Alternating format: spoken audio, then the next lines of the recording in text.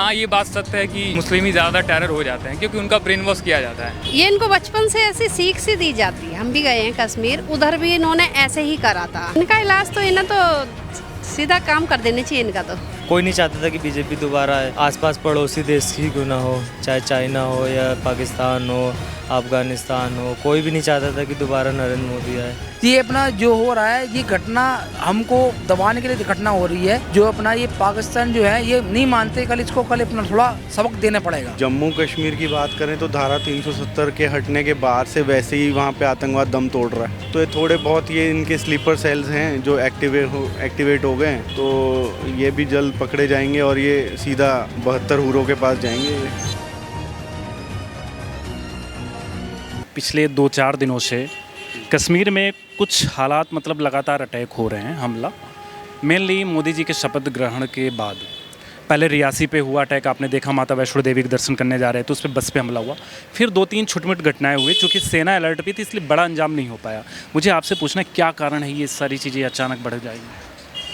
किसी की बौखलाहट है या क्या है, आपको क्या लगता है? देखिए, आपने उत्तर खुद ही दे दिया, क्योंकि हमारा पड़ोसी राज्य तो कभी खुश नहीं होगा मोदी जी के दोबारा चुनाव में जीतने के बाद और उनका ये लेने के बाद, शपथ ग्रहण करने के बाद।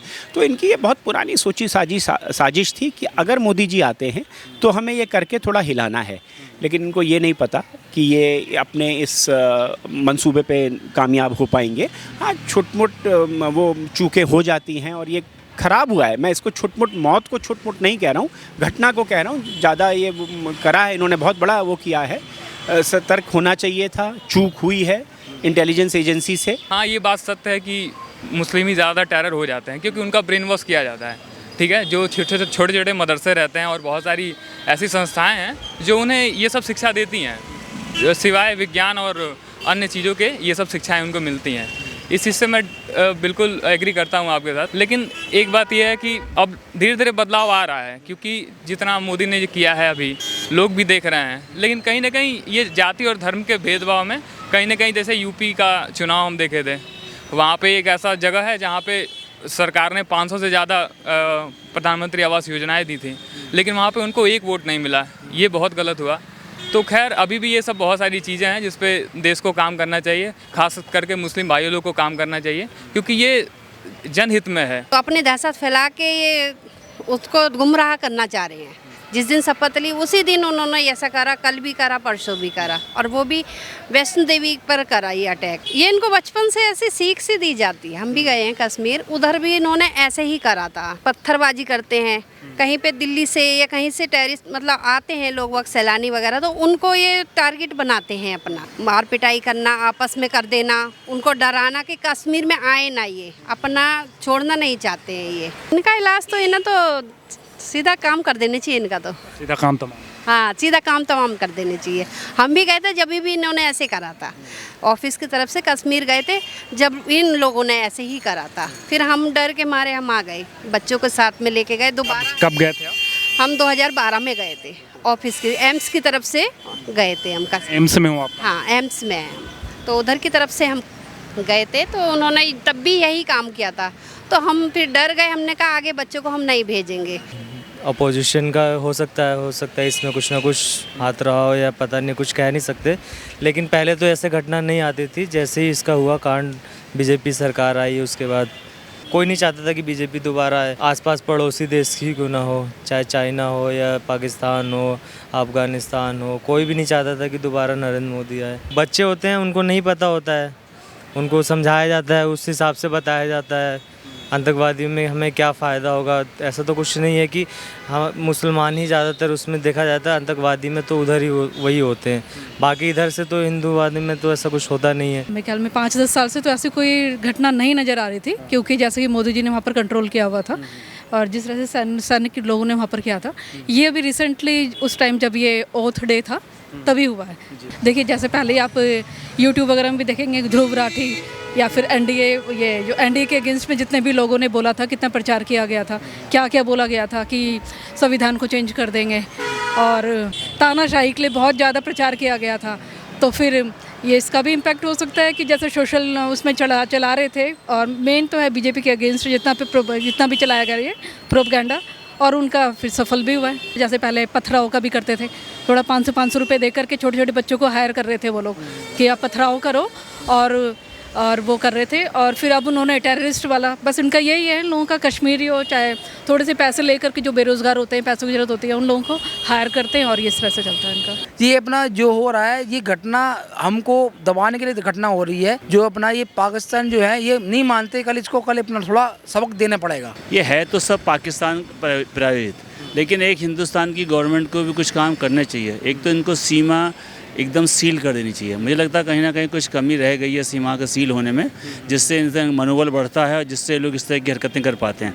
और कुछ मुझे ऐसा लगता है वहाँ का जो लोकल है ना, लोकल का इन्वॉल्वमेंट इसमें लगता है, क्योंकि बिना लोकल के इन्वॉल्वमेंट के इतना सब ये हो नहीं सकता। जब तक लोकल का इन्वॉल्वमेंट ख़त्म नहीं होगा तब तक मुझे लगता नहीं कश्मीर में शांति बयां हो पाएगी। और इसका एक रीज़न है, क्योंकि वो जो अगर कोई गोलीबारी करके या कुछ करके कहीं छुपते हैं तो छुपते कहाँ हैं, पहाड़ों में या वहीं आसपास के क्षेत्र में। आसपास के क्षेत्र में रहता कौन है? यही कश्मीरी लोग सब रहते हैं, ठीक है ना। जो लोग रहते हैं यही लोग तो समस्या का समाधान कर सकते हैं। अगर मान लीजिए किसी भी जगह जो रहता है वही तो समस्या का समाधान करेगा। या तो इन लोग के मन में रहता है कि ऐसे आतंकवादी हमला हो, इन लोग की मिली भगत, मुझे तो ऐसा लगता है। तो बाहर के देश हैं जिनको हिंदुस्तान में अशांति चाहिए, वो लोग हैं, वो ऐसे लोगों को पकड़ते हैं जिनको पैसों की ज़रूरत होती है। मेरी समझ में मुझे लगता है ऐसे जो जैसे नए लड़के होते हैं इन लोगों को पकड़ा जाता है, क्योंकि इनका ब्रेन वॉश जल्दी हो जाता है, आसानी से हो जाता है। और इनका ब्रेन वॉश करके और इनको उसमें सम्मिलित कर लेते हैं आतंकियों में, और ये आराम, इनको लगता है उसमें पैसा है, लेकिन ये नहीं पता कि इसका अंत बुरा होता है। लेकिन ये लोग, मुझे लगता है ऐसा है कि इन लोग का जल्दी ब्रेन वॉश हो जाता है, यही एक रीज़न है। और ये लोग अपनी जो मेन समाज की, हम लोग की हिंदुस्तान की मुख्य धारा, उसमें शामिल ना होके और ये लोग आतंकवाद की धारा में शामिल हो जाते हैं, जबकि इसका परिणाम गलत होता है। सबको पता है कि हम मारे जाएंगे, फिर भी लेकिन ये लोग क्यों है, इससे ये समझ के बाहर है। ये क्या इलाज हो सकता है आतंकवाद? इसका एक इलाज है, इनकी सुविधाएं बंद कर दीजिए। जितनी सुविधाएं दी जा रही हैं सब बंद कर दीजिए। जैसे गवर्नमेंट को इनको सोचना चाहिए, एक तो ये जो मकान बनाए जा रहे हैं, राशन दिया जा रहा है कहीं पर भी, XYZ पूरे और फर्स्ट प्रायोरिटी ये है कि जनसंख्या कानून लाइए। मैं मोदी जी से स्पेशली अपील करना चाहता हूँ कि बिना जनसंख्या कानून के ये देश नहीं सुधरेगा। जिनके 2 बच्चे हो जाएँ, 2 बच्चों से ऊपर हो जाए, 2 बच्चों के ऊपर सब सुविधाएं बंद कर दीजिए। ऑपोजिशन वाले करवा रहे हैं, अदरवाइज कुछ नहीं है।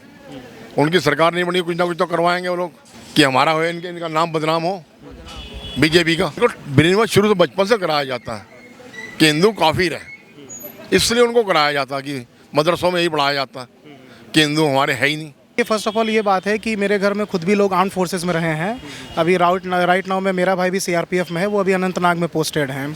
तो जैसा कि मेरी उनसे बात हुई तो पता है कि आज की बात नहीं है, राइट फ्रॉम द 1947 हम बात करें या आर्टिकल 370 जब से बात करें, तो वैली में हमेशा ऐसी चीज़ें होती आई हैं। चूँकि ये इधर बीच हमारे चुनाव हुए और उसके बाद ऐसी चीज़ें हुई हैं, तो लोग इसको थोड़ा सा पॉलिटिकली या डिप्लोमेटिक बनाना चाहते हैं, लेकिन वो ऐसी चीज़ें हैं नहीं। वो एक नेशनल सिक्योरिटी का मामला है और हम और आप, पूरी दुनिया टेरर से लड़ने की कोशिश कर रही हैं। तो हमारी सेना अलर्ट पे, हमारी पहला मिलिट्री फोर्सेस अलर्ट पे हैं। बाकी जो चीज़ें आगे होंगी वो हमारे आपके सामने से होंगी ही बिल्कुल। देखिए, जहाँ तक मेरी अपनी समझ है, पहली बात तो जब से टेररिज्म आया है तो एक अजीब सी सनक है जिहाद को लेकर, उनको लेकर कि अब एक्चुअल में जिहाद है क्या, वो 2-4% लोगों को भी नहीं पता है। तो जो भी हमारे टेररिज्म ग्रुप है, चाहे वो जैश ए मोहम्मद हो, चाहे वो अलकायदा हो, वो ज़्यादातर कम उम्र के बच्चों को पकड़ती है ताकि उनका दिमाग बिल्कुल कच्चा होता है, ठीक है। उनका ब्रेन वॉश करना कि हमारे साथ गलत हुआ है उन चीज़ों को, और फिर उनको ट्रेंड करके ऐसे उनको टेररिस्ट बनाना ये चीज़। और अब देखो, अब जितने भी टेररिस्ट आप देख लो, वो लेस दैन 23, 22, 18 इतने के आसपास रहते, क्योंकि उनका ब्रेन वॉश करना काफ़ी आसान होता है। तो इस तरह से ये सारी चीज़ें बहुत पहले से अभी तक चली आ रही हैं। हालांकि इस पर भी पाबंदी लगाने की भी अभी कोशिश की गई है, लेकिन आप और मैं भी जानते हैं चीज़ें इतनी आसान नहीं है इस चेन को तोड़ना अभी, तो उस पर कोशिश जारी है। उम्मीद करते हैं आगे अच्छा होने। आपने सारी बात बता ही दी, फिर भी एक लास्ट में और जानना चाहूँगा कि इसका इलाज कैसे संभव है इलाज? देखिए, इलाज तो सिर्फ एक है। इलाज वो सिर्फ ये है कि सबसे पहले तो बड़ा इलाज है कि अवेयरनेस। सबसे पहले हमारे सोसाइटी में हमें आपको सबको अवेयरनेस करना होगा।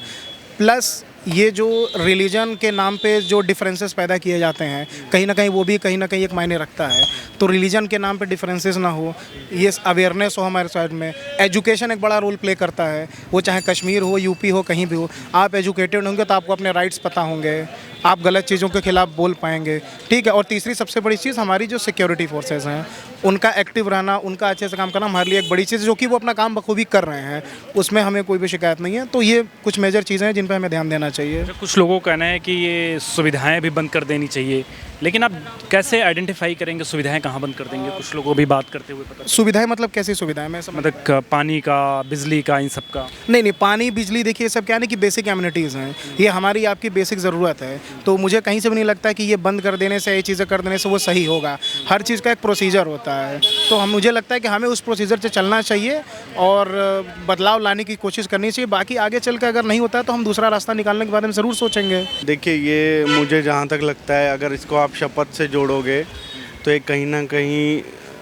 वर्ल्ड को ये सिग्नल देना चाहते हैं लोग। ये पूरा एक इकोसिस्टम है विपक्ष का और ये सब मिलके, कि हमारा प्रधानमंत्री अब कमज़ोर हो गया, क्योंकि अब मिलीजुली सरकार है, गठबंधन सरकार है। तो वो ये दिखाना चाहते हैं कि अब आप एक कमज़ोर प्रधानमंत्री से डील करोगे, पर ऐसा बिल्कुल भी नहीं है।